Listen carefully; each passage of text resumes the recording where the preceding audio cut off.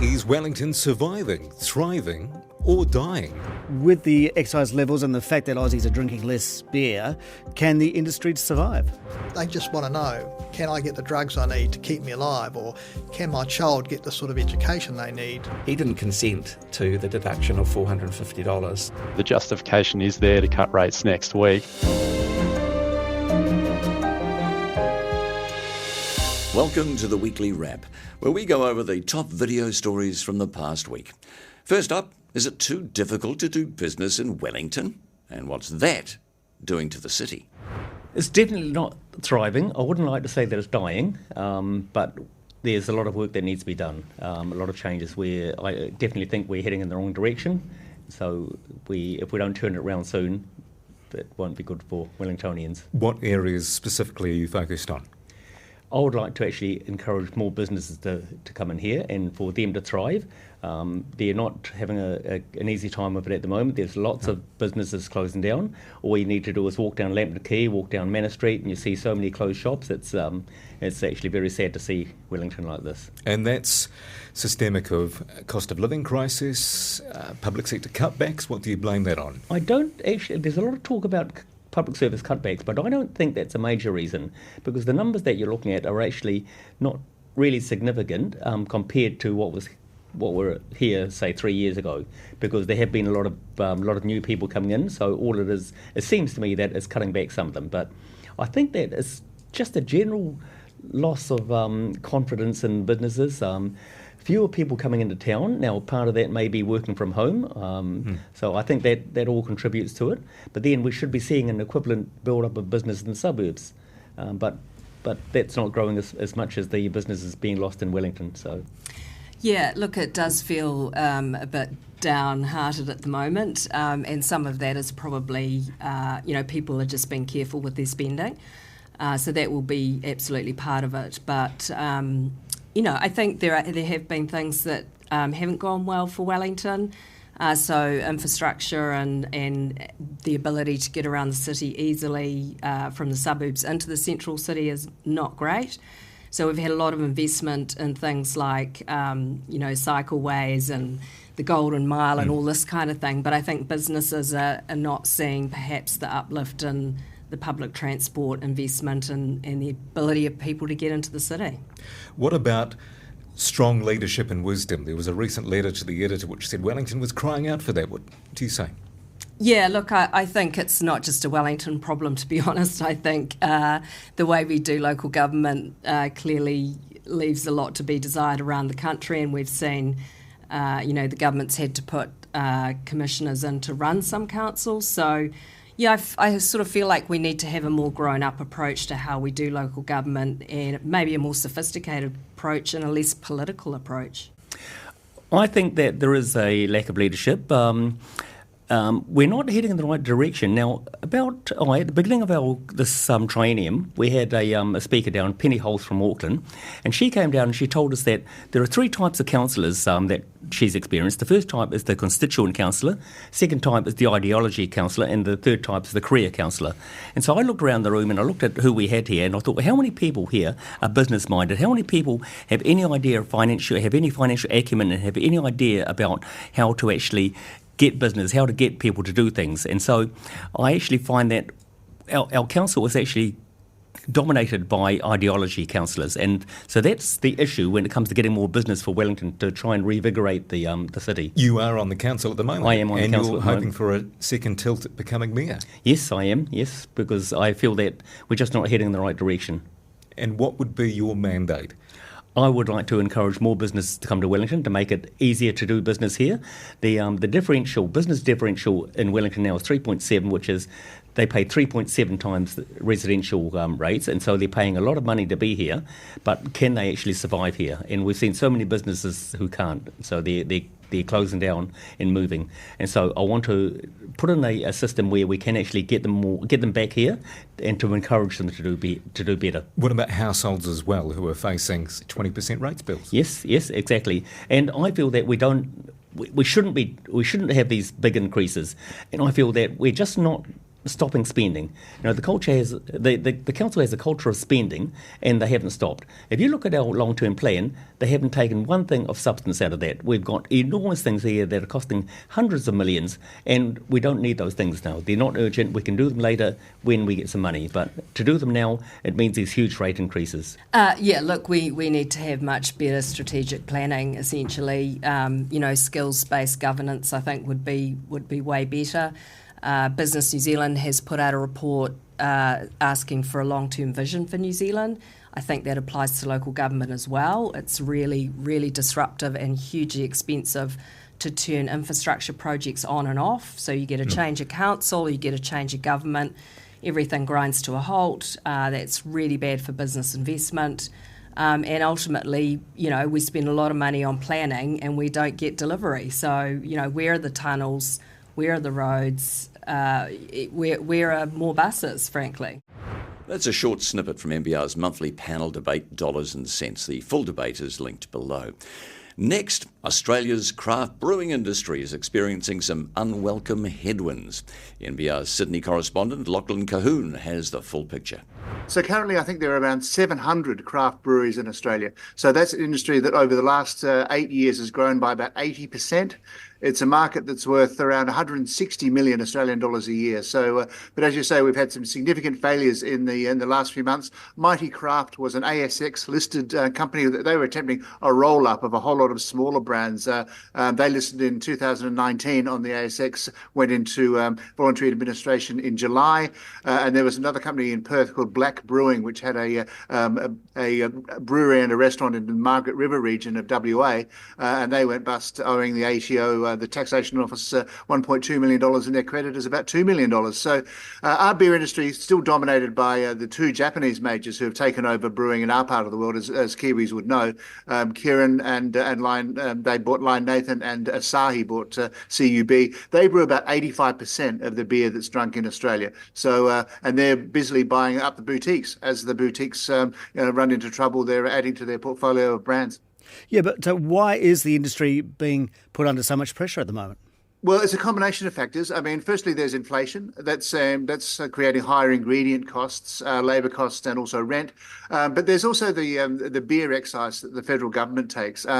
Under the previous coalition government, they actually exempted excise for small brewers in an attempt to give some support to the industry and give it a bit of a leg up. But all the lobbying that the industry has done to the current Labor government has come to nothing, and they've reimposed the beer excise to the point that Australia now has what brewers say is the third largest tax on beer in the world, after Finland and Norway. So if you buy a beer in an Australian pub, up to 37% of what of the price that you pay for that beer could be going to the federal government in terms of the excise. And also the other thing is that we're drinking less beer, Simon. Oh, okay. Yeah, so in any given month, I think only 33% of Australians will have had a beer. And that's down. That's a shock, isn't it? Yeah, that's a shock. I know, as well. It's un-Australian almost. That's almost un-Australian. You're talking about the size of that tax. I mean, not only will the beer drinkers be unhappy about that, but the major brewers are surely not happy with that excise level. No, and it's been well publicised here. There was a very strident lobbying campaign for the government to be a bit more generous with the excise, and they refused. And in fact, the excise has gone up again in August as it's indexed to inflation. So all that lobbying, and the independent brewers have created an association, a lobbying group, and their efforts have come to nothing. Okay. With the excise levels and the fact that Aussies are drinking less beer, can the industry survive? I think it can, but what's happening is you see the majors buying up the small brands.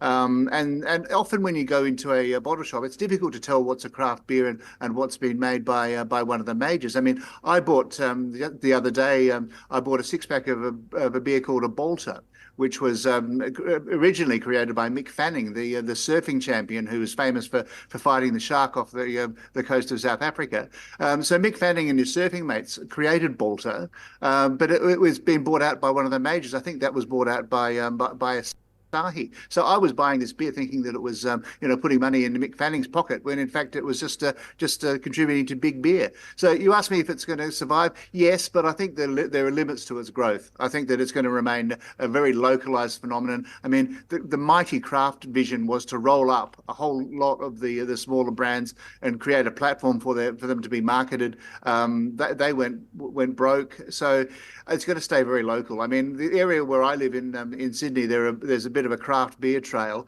but it's just limited to the places where they brew the beer and they turn it into a venue with food trucks and music on the weekend. So it's difficult to see that it's actually going to break out of that incredibly small, localized sort of situation. And it's very difficult to get if you go into a pub. The beers look as if they're craft beers on tap, but they're all owned by the majors. So they're struggling against big beer and against big retail. The coalition government continues to face questions over its communication of health and education policies. Here's the analysis from MBR's political editor, Brent Edwards. So Brent, you've been looking at announcements on new medicines and teaching maths. Why is the government continuing to have difficulties? Well, if you think back to the medicines announcement, which was now several weeks ago, and this was after the government, 3 or 4 weeks after the budget, then announced it was going to fund these new, particularly cancer drugs, but other drugs, having not done it in the budget. Now it's being questioned about its claim that it was simply because it just hadn't been able to get all the work done by the time of the budget, but it had been working on it. I think some journalists have got hold of papers which would suggest there wasn't any really official work going on in the lead up to the budget over it. So it's getting questioned about that. And, and it's just kind of missing the point of, its argument is, look, hey, we're funding all these drugs, that's a great thing, which it is. But its message around that has been lost because it wasn't entirely front up right at the start. Actually, just sort of said, look, we thought we're going to leave it until next year. Public pressure. We agree. We've gone ahead and done it quickly now. So, and similarly on education and the announcement around maths and lifting the achievement of children learning maths, because they've come out with this figure of 22% of Year 8 students are only achieving the maths level at their year level, and then the other education experts have kind of questioned that. The Labor leader, Chris Hipkins, who was a former education minister, says, well, actually the numbers are 42%. What they're doing is using it based on a new curriculum, which is not yet in place. So then we get these arguments about numbers when actually the important issue is whichever number you look at it, and this Christopher Luxon said this, and he's right, whichever number you look at, it's not great. So, but in that sense, though, Luxon had announced it at the National Party's conference, made it a political issue by using it as a way of having digs at Labor over its sort of record in education. And it became a political issue then. Of course, we know no political party actually can be blamed solely for education outcomes. They run across multiple governments. So, it's in both cases become very political, the debates around how it's been dealt with, rather than just a debate around, the policies themselves. So that's where we're at. Are the news media right to focus on these issues then? Well, they are in the sense that the news media will always focus on issues where those in power are perhaps less than forthcoming with their answers about why something's happened or not. So yes, but the problem is the substance of the issue is around the policies themselves. What will funding these drugs do for those patients with cancer, or what will changes to the maths curriculum, which had already been started actually by Labor anyway, what difference will that make to the achievement levels of students so that they are better prepared at Year 8 level, better prepared to go into secondary school, therefore to do well in NCA, and therefore be better prepared later for further education or for the workforce. So those are the issues. I mean, a patient with cancer or a parent with a child at school is not interested in all the political nonsense around us. They just want to know, can I get the drugs I need to keep me alive, or can my child get the sort of education they need to, survive in this modern world? What could the government learn about its communication techniques then? Well, and look, I'm not criticising this government. It's multiple governments have done this. Politicians do this time and time again. They just do not seem to be able to say, hey, we just got it wrong, and be just upfront.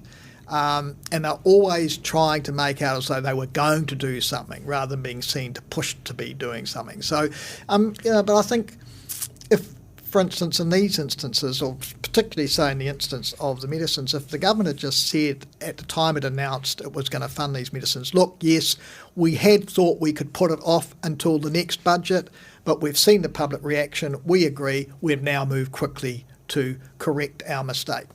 I think it would have got a pat on the back, and you wouldn't have the story running now several weeks later questioning it about whether it had been working on this policy or not.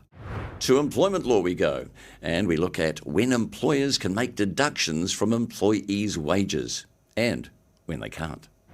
It's an interesting one because I've had a few cases like this. I wasn't involved in this case, but I've had a few cases like this which go towards litigation where an employer has withheld a final payment and they've justified it on certain grounds, and then they usually haven't stood up to the test because the legislation actually overrides what's in the employment agreement. So that's where a lot of the confusion and dispute arises. Right. Which, as was the case in this one. Indeed. Yeah. So Matteo Pedruzzi versus Eat Italy Ristorante Pizzeria. So obviously a real Italian in here somewhere. Tell us, just outline the case for us, if you don't mind. Yeah, so Mr. Pedruzzi was employed in the middle of last year, 2023, and he decided to resign towards the end of the year. So that was November, with his last day being the 15th of November. And during that time, he wasn't paid. Well, at the end of his employment, he wasn't paid his final pay, and there was a bit of a dispute that he didn't turn up for one of his shifts in the final week, and that there was a consequential loss of pizza sales because he was the pizza chef, and the employer calculated that they'd lost approximately $450 in pizza sales, and he wanted to deduct that from Mr. Pedruzzi's final pay. And Mr. Pedruzzi didn't agree, but the employer decided to withhold his entire final pay anyway. And that's sort of the crux of the dispute. There was also another leg to the dispute around what his minimum guaranteed hours of work were, and there was a claim for that, which the ERA didn't accept in his favour in this case. But a lot of what we're probably going to talk about is around the deductions of wages from employees. I would imagine many employers, as you were saying before, might believe they are entitled to withhold pay if they believe that an employee's walked off the job or something like that. Yes, so these issues often arise at the end of employment. So one of the most common problems is people not working out their notice period. And that was something that was quite noticeable during the boom when we had a labour shortage, which seems to have completely turned on its head very quickly. But during that time, people were leaving one job and going to a better job and not working out their notice period. And the employers obviously put out, they've lost their worker, they don't get them for the 4 weeks. So some were withholding their final pay, saying that them leaving early has cost them, and therefore they wanted to either keep all of their final pay or a large part of it as compensation for that loss. So does the employee never forfeit money in not working out their notice? Well, it's interesting. The overriding legislation is the Wages Protection Act, and that's very powerful legislation which prohibits the deduction of wages by an employer from their employee, except in very limited circumstances. And those are fairly obvious. Those are for PAYE tax, student loan repayments, if the employees ask them to make the deductions or the court has ordered it. In other cases, and also for overpayments in limited circumstances, if the wages have been overpaid, they can claim those back. But outside of those exceptions, the employer must get the consent of the employee for those deductions. So many employers will think, well, I've got this clause in my employment agreement, therefore they've agreed for me to make deductions, and therefore I can do that. And it's not the case. Even if it is in the employment agreement, the Wages Protection Act overrides that. So it's one of these classic areas of law where you cannot contract out of the legislative obligation. So whatever's written in the employment agreement, the Wages Protection Act overrides that. Right. So doesn't that null and void notice periods, though? It is problematic. So employers do have a right to recover monies from employees where they feel that they owe them the money. So that might be for non-return of property at the end of an employment agreement. Sometimes tools, for example, which can be quite valuable, other electronic devices, etc.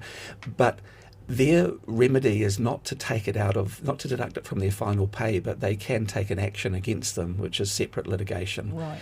And it might seem a bit unfair. So I have had employers grumble. So, well, literally, what's the point of having a written contract if they don't follow it and we don't have any recourse? And my belief is it's a very strong policy decision that's there to prevent the risk of abuse. So if you allowed employers to make deductions as they saw fit on their own calculations from employee wages, that would be prone to abuse. And we know, unfortunately, there are employers out there who do abuse those situations, and this would probably open it up. So the law is very strict, seemingly unfair, protecting the wages. So effectively, those wages are sacrosanct, and the employee must get them. If the employer has an issue with something the employee's done, they can raise that separately. So these guys took this case themselves. I see they didn't have legal representation, so obviously they don't have a huge amount of money to burn. What happened here? What was the outcome? What did the judge say? So the ERA found that even though there was this deductions clause in Mr. Pedruzzi's employment agreement, he didn't consent to the deduction of $450. So that was, and it certainly wasn't acceptable, wasn't legal for Eat Italy, which is the restaurant's name, to withhold his entire final pay. So they awarded him his entire final pay, which was just over $3,000, and that was a positive outcome for Mr. Pedruzzi. Again, the full interview available on mbr.co.nz. Ahead of the OCR decision next week, Jonathan Mitchell speaks to two analysts about what the RBNZ actually might do. Markets are pricing in a cut on the 14th of August locally. Now, certainly that hasn't been signalled by the RBNZ, and sometimes markets can get a little bit ahead of itself, so time will tell, and we don't have long to wait. Headlines out today from various organisations. BNZ says immediate rate cuts needed. Westpac's lowered its economic outlook for New Zealand too. Is that a recipe for rate cuts this month? They've already happened in a way.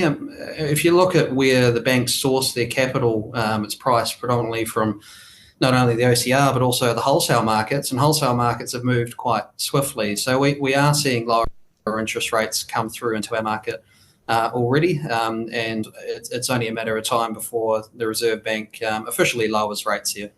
Yeah, our view on the Reserve Bank has probably been more dovish than most forecasters. We had previously been expecting that they would actually ease interest rates in August, so the meeting next week.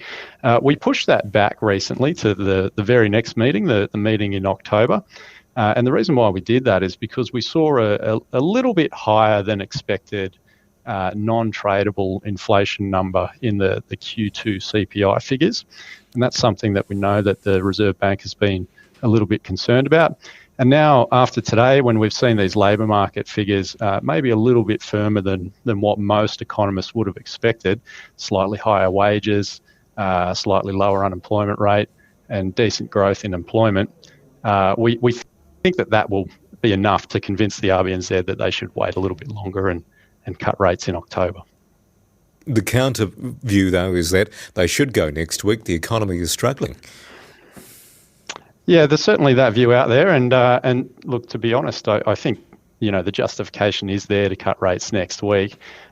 We think that they will wait, but there's certainly strong arguments in favour of cutting sooner. One thing that I do think is probably worth pointing out is we've had a bit of turmoil in financial markets over the last couple of days, and particularly some fears about recession in the United States. If the Reserve Bank was to cut rates next week, after previously indicating that they didn't expect a cut until 2025, that might be perceived as a little bit of a panicked reaction. So I think they might have that in the back of their minds, and that might partially convince them to wait just a little bit longer and cut rates in October. Is there an argument for two cuts before Christmas? We think so. That's part of our forecast. So we have 25 basis point cut in October. and a 25 basis point cut in November as part of our forecast. So we do think that the justification is there for 2 cuts. Well, that's all for this week. We appreciate you watching. Remember, nbr.co.nz for business news you can use.